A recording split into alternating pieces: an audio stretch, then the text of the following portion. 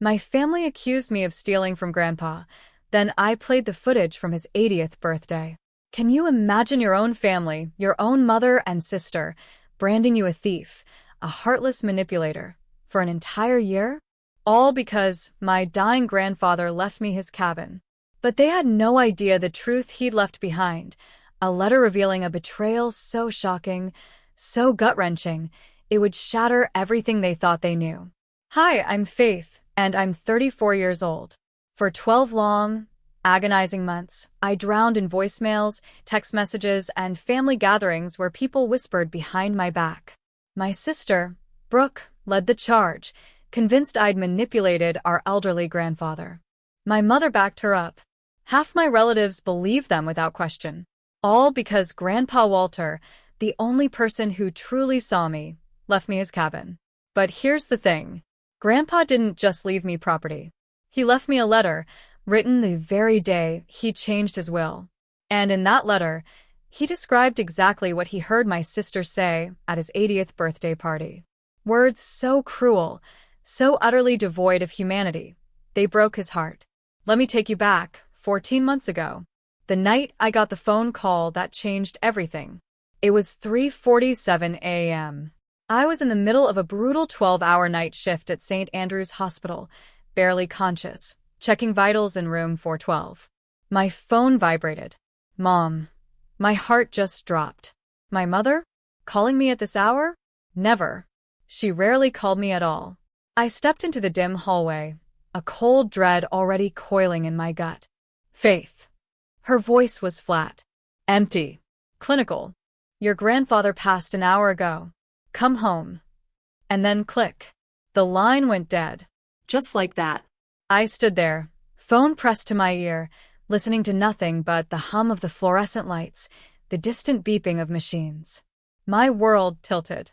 Grandpa Walter was gone.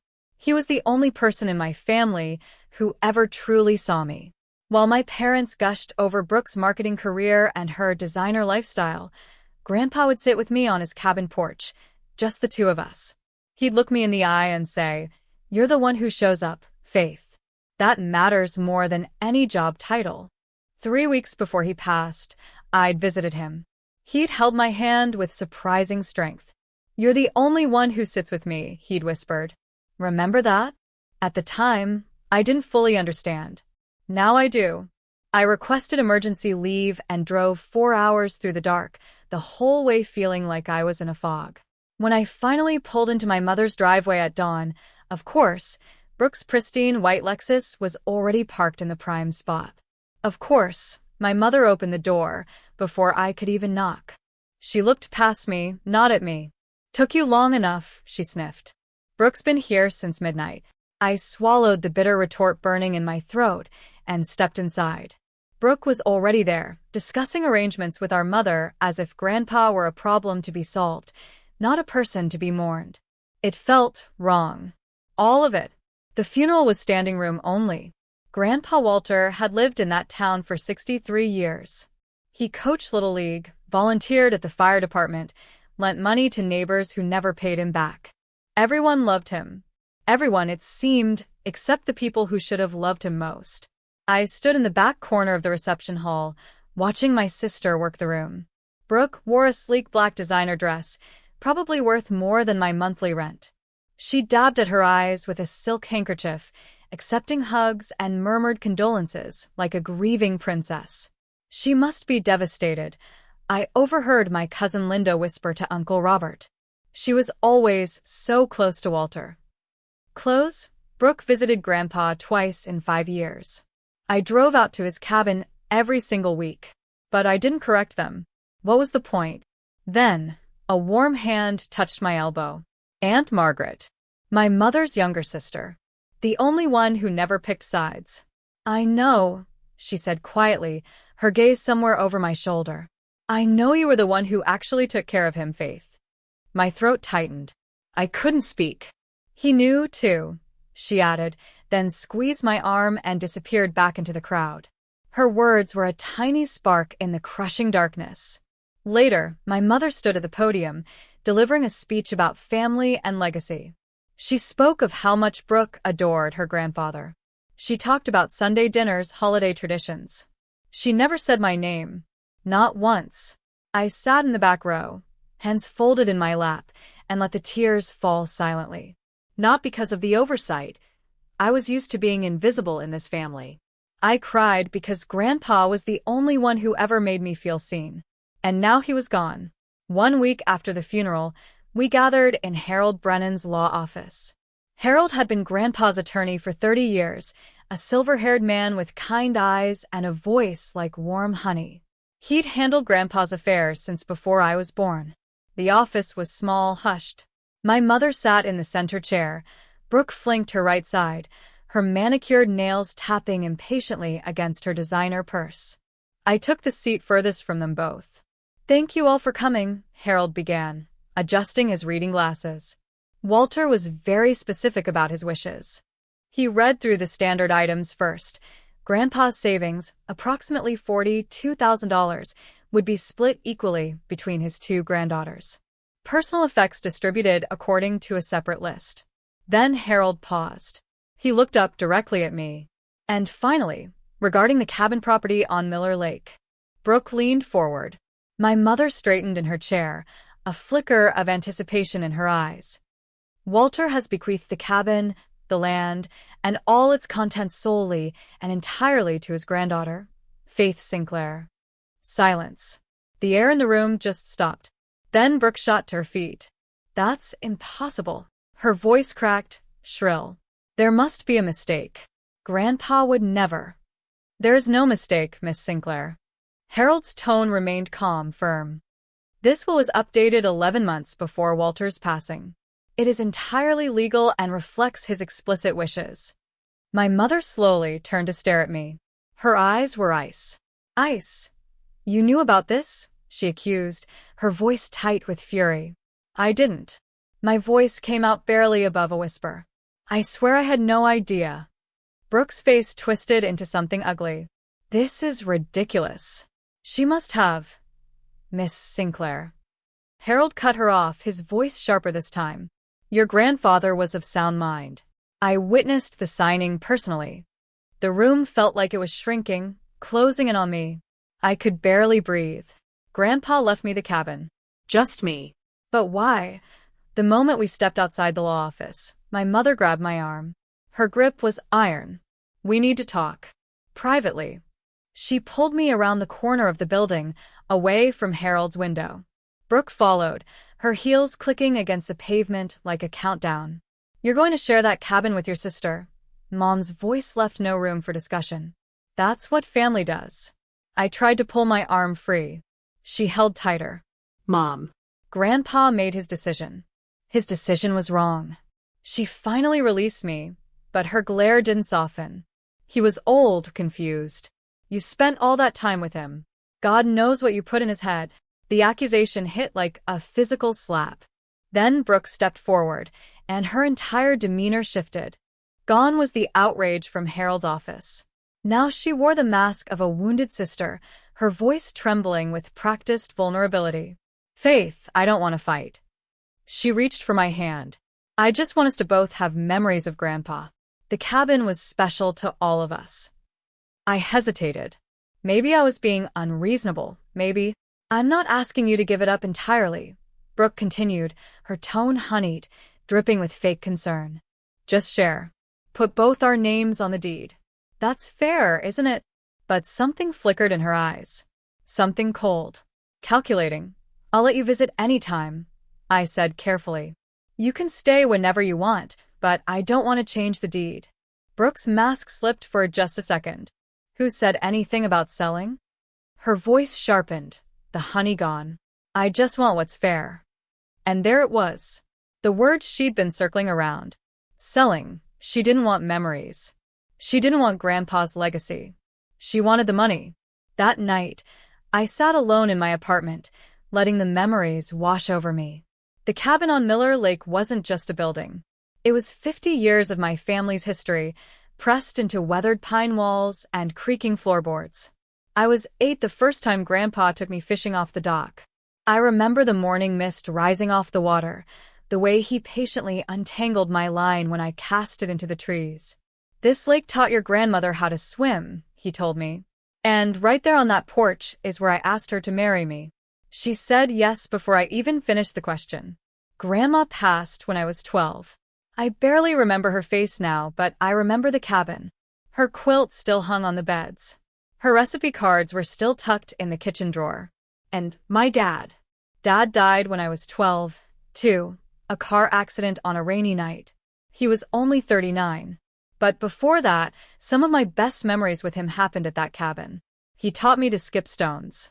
He'd carry me on his shoulders down to the water and pretend to throw me in while I shrieked with laughter.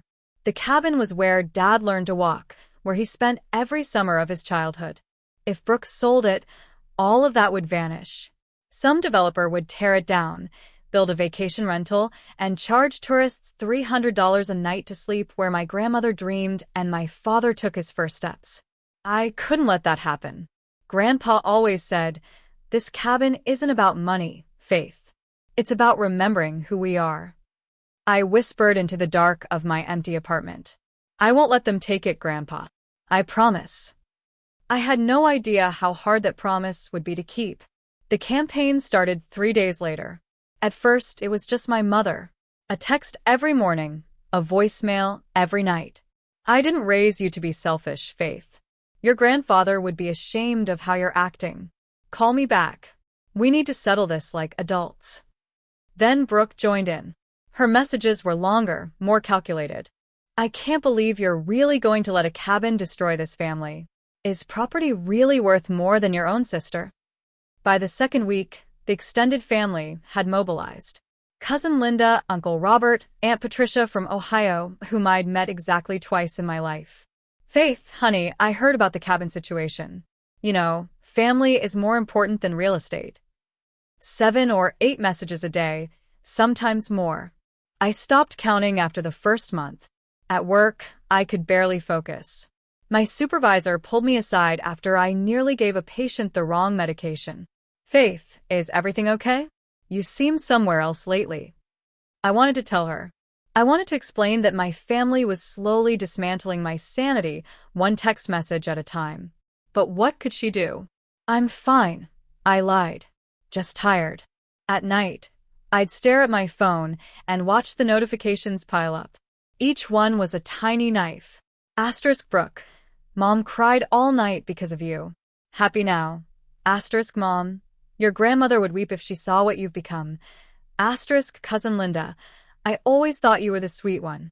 Guess I was wrong." Asterisk the worst part? Some nights, I believed them. Maybe I was being selfish. Maybe I was tearing the family apart over a building. Maybe Grandpa had made a mistake. Then I'd remember his hand in mine, his voice in my ear. "You're the only one who sits with me, Faith." And I'd hold on for one more day. The call came at 11:47 p.m. I had just finished a double shift. 12 hours on my feet, 3 emergencies, 1 patient coding on the table. I was so tired my hands shook as I unlocked my apartment door. My phone rang. Mom, I almost didn't answer, but guilt, that old, familiar companion, made me swipe accept. "Faith." Her voice was thick, trembling. "I can't sleep. This is killing me." I leaned against my kitchen counter, too exhausted to sit down. "Mom, it's almost midnight. Your sister is falling apart," she cut me off. "She's not eating. "She's not sleeping. She loved your grandfather just as much as you did, and you're treating her like a stranger." I pressed my palm against my forehead. "Mom," I offered to share the memories. I said she could visit any time. "Listen to yourself." Her voice rose, shrill. "You sound like a lawyer. When did you become so cold? When did you stop caring about your own family?" The words landed like punches. Each one deliberate. Each one designed to wound. "I'm not trying to hurt anyone," I managed. "I'm trying to honor what Grandpa wanted." "What Grandpa wanted?" She laughed bitterly. "You think you knew him better than his own daughter? Better than Brooke?" Yes, I thought. Yes, I did, but I didn't say it. Silence stretched between us, thick and heavy. Then my mother's voice dropped to something cold and final. "I don't know who you are anymore, Faith. Your father would be ashamed of you." The line went dead. I stood there in my dark kitchen, Phone still pressed to my ear, listening to nothing. Then I slid down against the cabinet and cried until I had nothing left. She always knew exactly where to strike, and she never, ever missed. 2 weeks later, my mother summoned me to her house. A family meeting, she called it. Just the three of us, to talk like civilized people. I should have known better. I walked into her living room to find Brooke already seated in the armchair, legs crossed, expression perfectly composed. My mother stood by the fireplace like a general surveying a battlefield. "Sit down, Faith." Mom gestured to the couch. "Let's be adults about this." I sat. I waited. Brooke spoke first, her voice dripping with false reasonableness. "I don't want to fight anymore. I just want fairness." "Then respect Grandpa's wishes," I said quietly. His wishes were influenced. Brooke leaned forward, her eyes narrowing. He wasn't thinking clearly at the end. My stomach dropped. "Are you saying he was mentally incompetent?" "Nobody's saying that," Mom interjected quickly. "We're just saying you spent so much time with him. You could have." Could have what? I kept my voice steady, but my hands were shaking. "Manipulated a dying man? Is that what you think I did?" Silence. Brooke looked away. Mom pressed her lips together. "No one's accusing you of anything," Brooke finally said, but her eyes told a different story. I stood up. "You are accusing me. You've been accusing me for weeks." I grabbed my purse. Grandpa knew exactly what he was doing. And if you can't accept that, then this conversation is over. "Faith." Mom stepped toward me. No. I held up my hand. "I've spent my whole life being the one who gives in, the one who keeps the peace. Not this time." I walked out the front door, without looking back. My hands didn't stop shaking until I was halfway home. But for the first time in weeks, I felt something other than defeat. I felt angry. 3 days later, I drove to Aunt Margaret's house. She was the only person in my family who hadn't joined the crusade against me. The only one who still answered my calls without an agenda. She lived in a small bungalow on the edge of town, surrounded by rose bushes she'd been cultivating for 30 years. When I pulled into her driveway, she was already standing on the porch with 2 cups of tea. "You look terrible," she said matter-of-factly. "Come inside." We sat in her kitchen, sunlight streaming through lace curtains, and for a while, neither of us spoke. Then Margaret set down her cup. "Faith, there's something I need to tell you." I looked up. "Last year, I helped your grandfather install something at the cabin." She paused, choosing her words carefully. "A security system. Cameras." "Cameras?" I frowned. Grandpa hated technology. He did, but he said there had been some strangers wandering near the property, asked me to help him set it up. She met my eyes. But I always thought he had another reason. My heartbeat sped up. "What do you mean?" Margaret shook her head slowly. "I don't know exactly, but your grandfather was sharp, Faith. Sharper than anyone gave him credit for. He saw things. He noticed things." She reached across the table and squeezed my hand. "You should go to the cabin. There might be something there he left for you." "Like what?" "I don't know." She released my hand. "But Walter loved you more than anyone in this family. And he wasn't the type to leave you defenseless." I drove home that night with her words echoing in my head. Asterisk cameras. Something he left for you. Not defenseless. Asterisk what had Grandpa seen? What did he want me to find? I drove to the cabin the following Saturday. It was my first time there since Grandpa died. I'd been avoiding it, I realized, afraid of what it would feel like to walk through those rooms without him. But Aunt Margaret's words wouldn't leave me alone. The cabin looked exactly as I remembered. Pine walls weathered silver by decades of sun and rain. The porch, where Grandpa used to sit with his morning coffee. The dock stretching out over Miller Lake like an arm reaching for the horizon.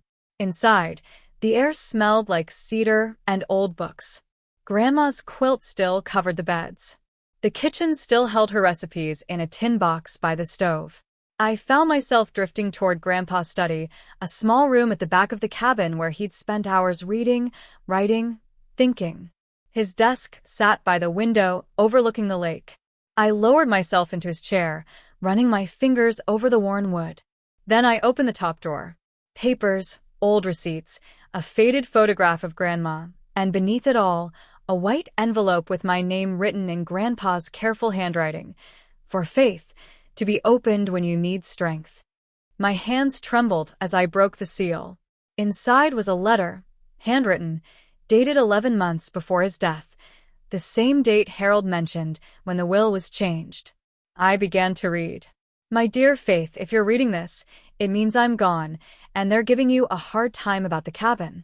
I knew they would. That's why I'm writing this now, while my mind is still clear and my hands still steady. There's something you need to know about your sister. Something I saw with my own eyes. I stopped breathing. What did he see? 2 months after the will reading, Aunt Patricia hosted a birthday dinner at her house. I almost didn't go, but staying away would only give them more ammunition. See? She's avoiding the family. Guilty conscience. So I went. I arrived 20 minutes late. My shift at the hospital ran over. And the moment I stepped through Patricia's front door, I felt it. That particular silence that falls when everyone has been talking about you. Brooke stood in the center of the living room, surrounded by cousins and aunts. She paused mid-sentence when she saw me. Faith. Her smile didn't reach her eyes. We were just discussing the cabin situation. I kept my voice calm. Were you? I was explaining to everyone how you refused to even consider sharing. Brooke tilted her head, playing the wounded sister to perfection. After everything Grandpa did for both of us. I felt 20 pairs of eyes turn toward me, judging, waiting. I'm honoring Grandpa's wishes, I said quietly. He made his decision. Brooke laughed, a brittle, practiced sound. See? She doesn't care about family. She only cares about real estate. A few people chuckled. Someone whispered something I couldn't hear. Cousin Linda stepped forward. Faith, honey, is it true you're keeping the whole cabin? Grandpa left it to me. Yes. And you won't share with your own sister? I opened my mouth to explain about the visits, about the memories, about what the cabin meant, but Brooke cut me off. She's changed, Brooke announced to the room. Money changed her. The words hit like stones. I grabbed my purse. I didn't trust myself to speak without crying. I should go, I managed. I left before they could see the tears, but I heard Brooke's voice follow me out. See what I mean? That night, I sat on my apartment floor and read Grandpa's letter from beginning to end. The first part was gentle. He wrote about his love for the cabin, his memories with Grandma, his hopes that I would preserve it for future generations. Then the tone shifted. Faith. At my 80th birthday party, something happened that I never told anyone. It was around 9. The party was winding down. My back was hurting, so I stepped outside to get some air. I walked around to the side porch, the one facing the lake. That's when I heard voices. It was Brooke. She was talking to that friend of hers, the blonde one with the loud laugh. They were standing by the railing, smoking cigarettes. They didn't know I was there. I heard Brooke say. My hands were shaking so badly, I could barely hold the paper. God, how much longer is he going to hang on? This place is worth at least $350,000. Her friend laughed. Then Brooke said, and Faith, I will never forget these words. I wish he would just die already so we can sell this place. I stood there in the dark, listening to my own granddaughter wish me dead. I didn't confront her. What would be the point? But the next week I called Harold and changed my will. The cabin is yours, Faith. Not because Brooke doesn't deserve it, though she doesn't. But because you are the only one who ever saw me as a person, not a burden, not a price tag, just your grandfather. P.S. Check the security system. I recorded everything. I set the letter down. My chest felt hollow, empty. Grandpa heard her. He stood there in the dark and heard his own granddaughter wish him dead. And he never said a word. The next morning, I drove back to the cabin. I called Aunt Margaret on the way. The security system, I said. Where does it store the footage? She was quiet for a moment. There's an external hard drive. He kept it in the closet of his study, inside a shoebox. I found it exactly where she said, a small black device. Dusty, but intact. I plugged it into my laptop, with trembling fingers. The interface was simple, organized by date. I scrolled back to Grandpa's 80th birthday, found the exterior cameras, found the timestamp. 9:47 p.m. I pressed play. The footage was grainy, but clear enough. The side porch came into view. Two figures stood by the railing, cigarettes glowing orange in the dark. Brooke and her friend, Jessica. I turned up the volume. Honestly, the upkeep on this place must be insane. Jessica's voice crackled through the speakers. Tell me about it. Brooke exhaled smoke. And he just sits here deteriorating while this property loses value every year. Can't you just talk to him? Brooke snorted. He's stubborn. Won't sell. Won't even discuss it. A pause, then Jessica. What's the place worth? At least $350,000. Maybe more with the lakefront. Damn. Another pause, then Brooke's voice, clear as glass. God, I wish he would just die already so we can finally cash out. Jessica laughed. Morbid but fair. I'm serious. The longer he holds on, the more money we're losing. I stopped the video. My hands weren't shaking anymore. Something had settled inside me. Something cold and certain. I backed up the video onto a USB drive, then another, then emailed a copy to myself. Brooke thought she could erase the truth. She had no idea who she was dealing with. 1 week later, I got a call from the cabin's nearest neighbor, Mr. Henderson. Faith, it's Bill Henderson from down the road. His voice was concerned. I saw someone at your grandfather's cabin earlier. Didn't look like you. My blood ran cold. What did they look like? Blonde. Drove a white car. Fancy looking. Brooke, I called the police and drove down immediately. By the time I arrived, a deputy was already there, taking notes. No signs of forced entry, he told me. But someone definitely went through the place. Drawers pulled out, closets ransacked. I walked inside, my heart pounding. The study was destroyed. Papers scattered everywhere, books pulled from shelves. And the top drawer of Grandpa's desk, the one where I'd found the envelope, was empty. The original letter was gone. I stood in the middle of the chaos and felt a laugh building in my chest. Not a happy laugh, something darker. Brooke had come looking for the letter. She must have known, somehow, that Grandpa had written something down. Maybe she'd glimpsed him writing it and thought he was just rambling old man nonsense. Now she knew better. The deputy was watching me with concern. Ma'am, is anything valuable missing? Just a letter, I said. A personal letter from my grandfather. Do you know who might have taken it? I met his eyes. I have a pretty good idea. He nodded slowly. We'll file a report, but without proof. I understand. I waited until he left. Then I walked to my car and opened the glove compartment. Inside, a photocopied version of the letter and a USB drive with the video. Brooke thought she'd won, but she'd only stolen the original. I'd been a nurse for 12 years. Rule number 1. Always keep backup records. 1 year after Grandpa's death, my mother organized a memorial dinner. To honor Walter's memory, she announced in the group text, all family members welcome. 23 people confirmed attendance. Aunts, uncles, cousins, second cousins. The whole Sinclair clan gathered under one roof. I knew what it really was. Another opportunity for Brooke and Mom to paint me as the villain. But I went anyway. I wore a simple black dress. In my coat pocket, I carried a photocopied letter and a USB drive. The dinner was at my mother's house. When I arrived, the driveway was already full of cars. I could hear laughter and conversation through the windows. I paused on the front steps, hand on the doorknob. This was it. 1 year of accusations, 1 year of whispered insults and family cold shoulders, 1 year of being called heartless, selfish, a thief. Tonight it ended. One way or another. I walked inside. The living room was packed. Candles flickered on the mantel beside a framed photo of Grandpa. People balanced plates of food and glasses of wine. The air smelled like roast chicken and expensive perfume.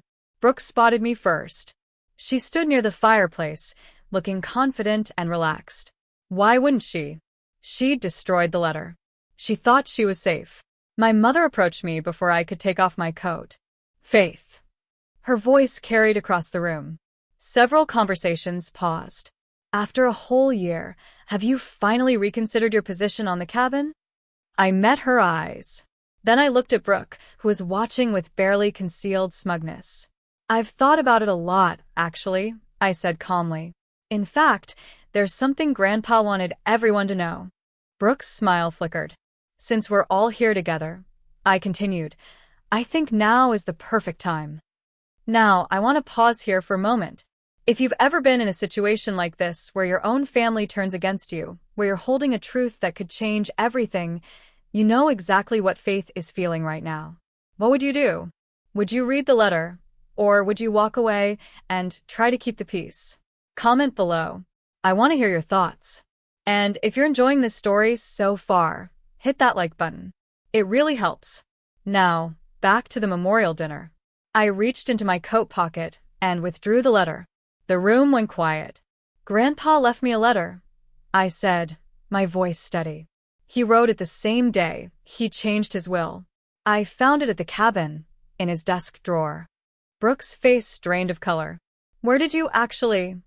I looked at her directly. Someone broke into the cabin last week and stole the original, but I'd already made copies. My mother stepped forward. Faith, what is this about? It's about the truth, Mom. I unfolded the paper. Something Grandpa wanted all of you to hear. I began to read. My dear Faith, if you're reading this, it means I'm gone, and they're giving you a hard time about the cabin. I read through the beginning. The room stayed silent. Then I reached the part about the birthday party.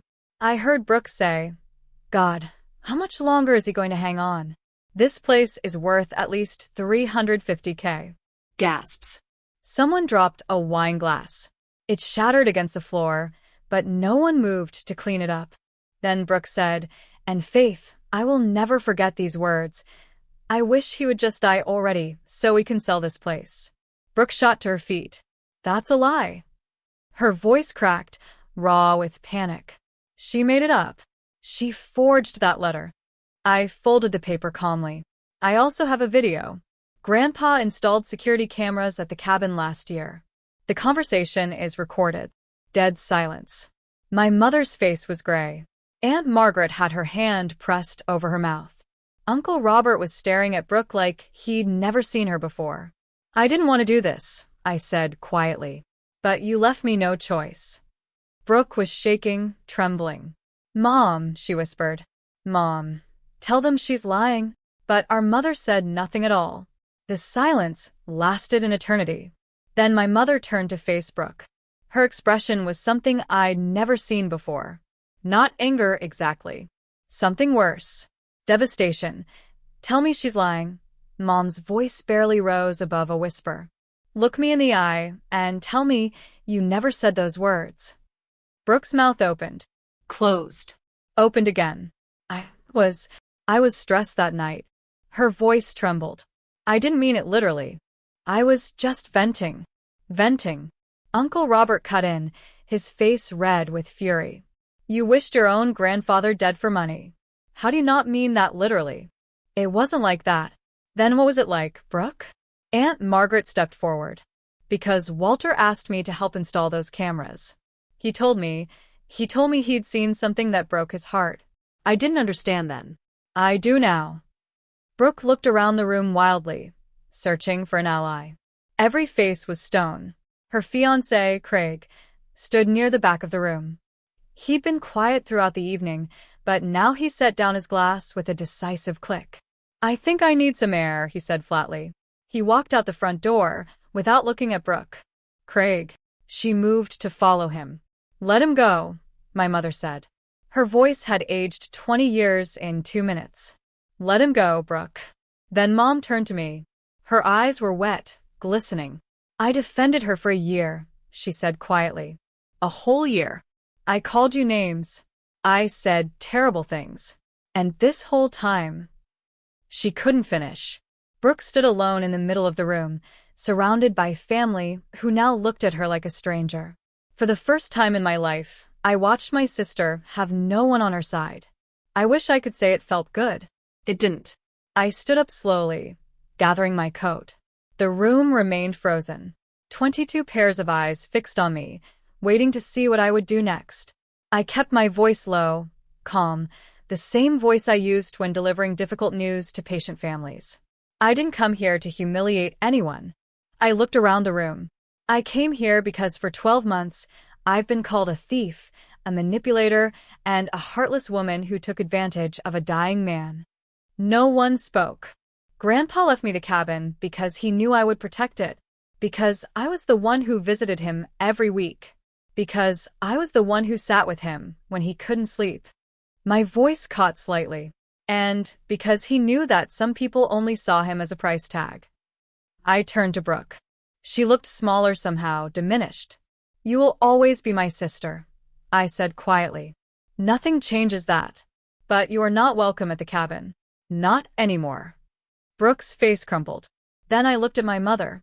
"Mom, I love you.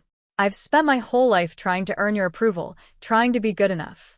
I took a breath. "But I can't keep setting myself on fire to keep everyone else warm.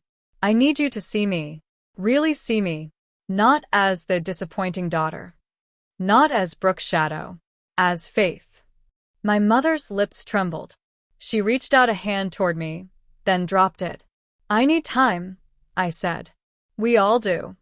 I walked to the door, paused with my hand on the knob. "The cabin will stay in the family. Anyone who wants to visit and honor Grandpa's memory is welcome." I didn't turn around. But from now on, I decide who that includes. I walked out into the cold night air. I didn't look back. The fallout came faster than I expected. 3 days after the memorial dinner, Aunt Margaret called with news.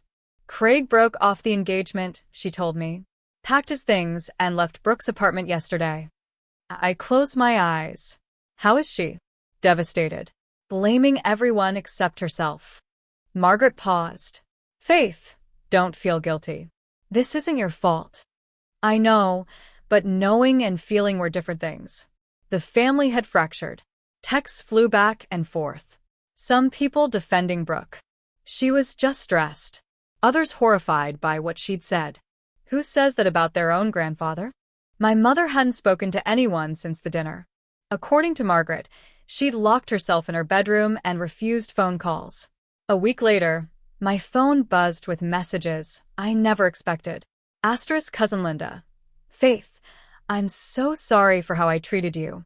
I had no idea. *** Uncle Robert. Your grandfather was right about you. I should have listened. * Even Aunt Patricia from Ohio. * I owe you an apology. We all believed the wrong person. * I read each message with mixed emotions. Gratitude, sadness, a strange hollowness. This was what I'd wanted, wasn't it? To be believed, to be vindicated. But victory felt nothing like I'd imagined. My family had broken apart. My sister was alone. My mother was lost in grief and shame. I'd won. So why did it feel like everyone had lost? That night, I sat in my apartment with a cup of cold tea and stared out the window at nothing. "I didn't want this, Grandpa," I whispered to the dark. "I just wanted the truth, but the truth I was learning had a cost, and now we were all paying it." 2 weeks after the memorial dinner, Brooke texted me. "We need to talk." I stared at the message for a long time. Part of me wanted to ignore it. Part of me, the part that still remembered us as little girls building sandcastles at the lake, wanted to hope. I agreed to meet at a coffee shop downtown, neutral territory. Brooke was already there when I arrived. She looked terrible. Unwashed hair, no makeup, dark circles under her eyes.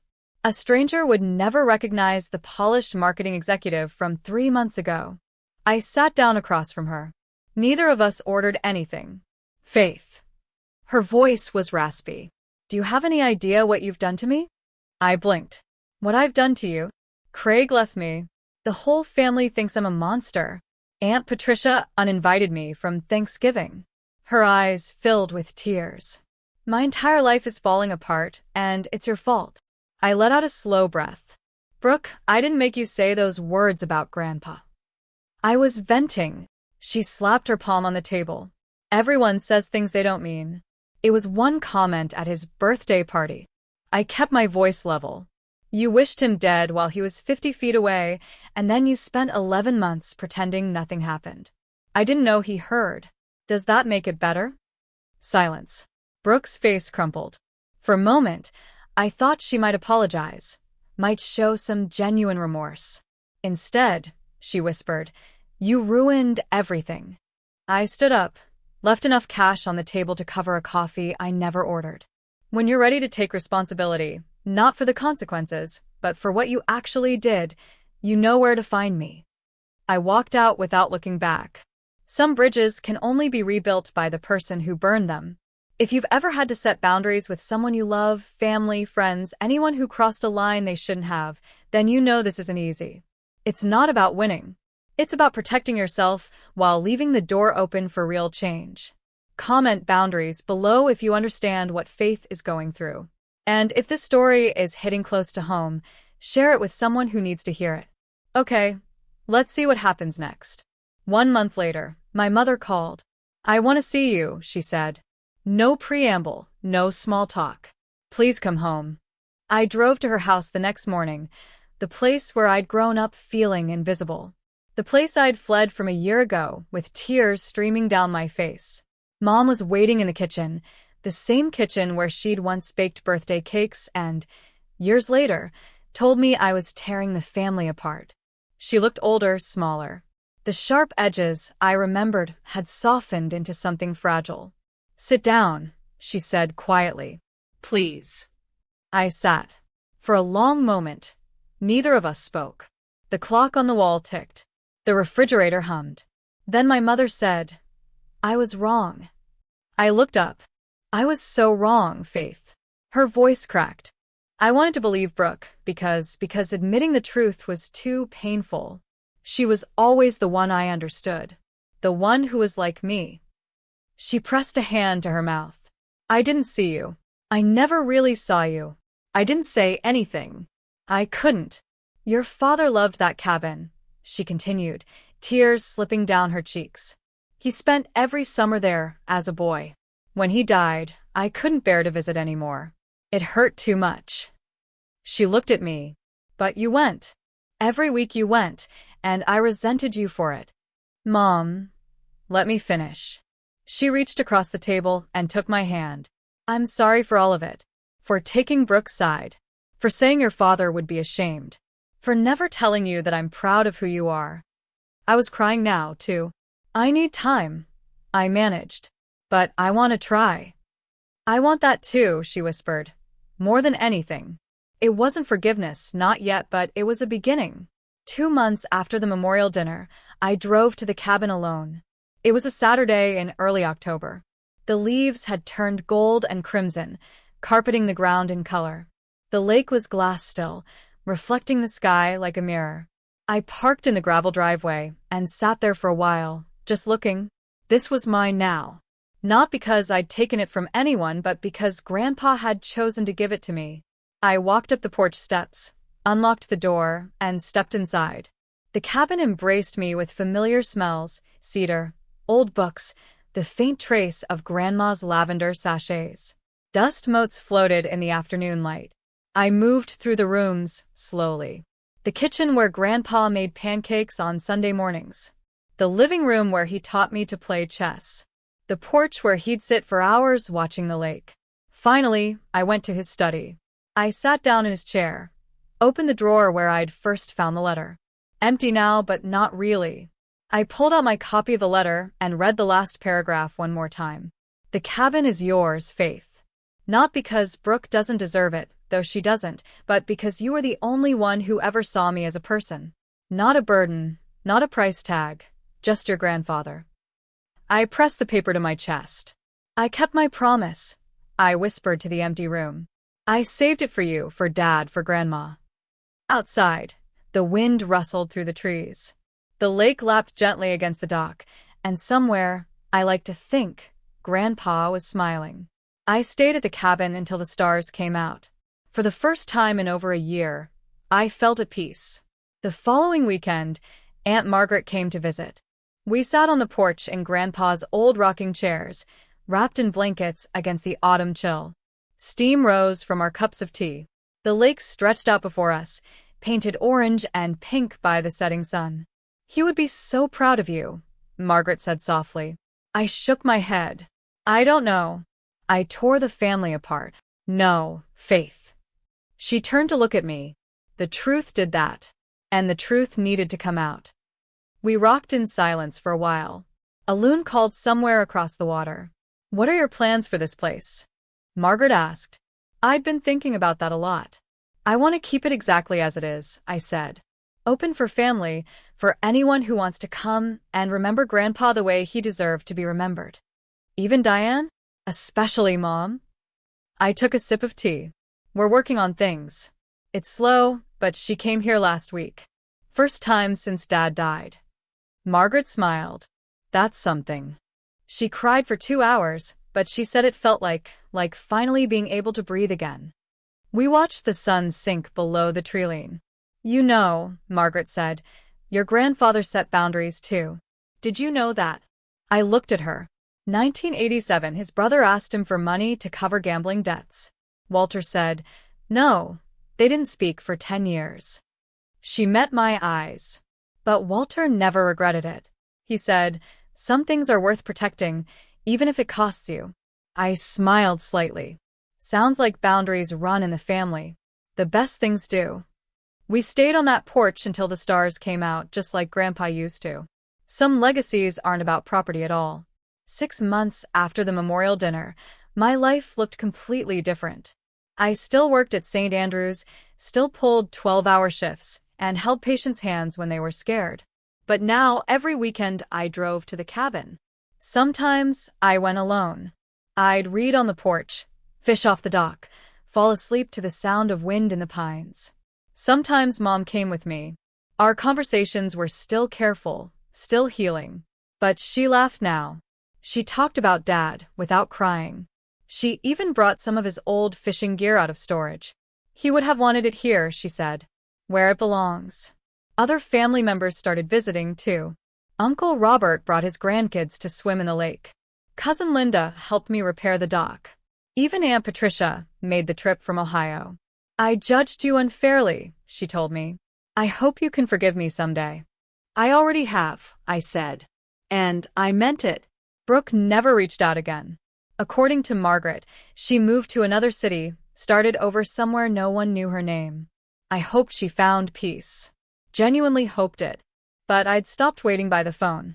Some relationships can't be rebuilt until the other person is ready to do the work. One Sunday afternoon, I hung a small wooden sign by the cabin door. I'd carved it myself, letter by letter. Where love lives, memories stay. I stepped back and looked at my work. This cabin held 50 years of my family's history. Grandma's laughter. Dad's first steps. Grandpa's quiet wisdom. And now, finally, my own story. Not the story of the daughter, who is overlooked. Not the thief. Not the villain. Just Faith. The one who stayed. The one who was seen. It was almost sunset when I settled into Grandpa's rocking chair one last time. The lake was gold. The trees were black silhouettes against a burning sky. Somewhere nearby, a woodpecker tapped its evening rhythm. I thought about the past 18 months. About that phone call at 3:47 a.m. The funeral where no one said my name. The will reading that turned my world upside down. The endless texts, the sleepless nights, the moment I almost believed I was the villain they said I was. And then the letter. The truth, the dinner where everything changed. I thought about Brooke, somewhere out there, starting over. About Mom, finally learning to see me. About all the family members who had apologized, reconnected, rebuilt. I thought about Grandpa. You knew, I said to the empty air. Didn't you? You knew they would come after me. You knew I'd need proof.